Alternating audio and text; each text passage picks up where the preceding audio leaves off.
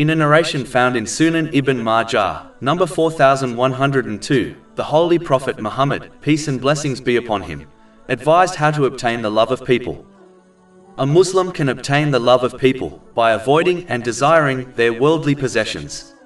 In reality, a person only behaves negatively towards others when they feel others actively desire their possessions, or when others actively compete for the worldly things they themselves desire.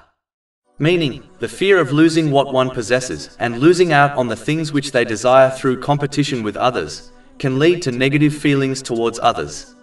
If a Muslim instead occupies themselves with acting on the first part of this narration, it will prevent them from competing for the excess worldly things others desire, as the vast majority of these desires are for unnecessary worldly things.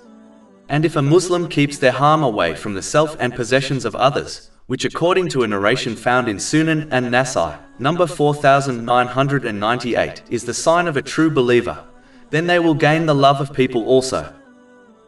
Over 400 free ebooks, audiobooks, infographics, podcasts and blogs available on our website, www.shaykhpod.com.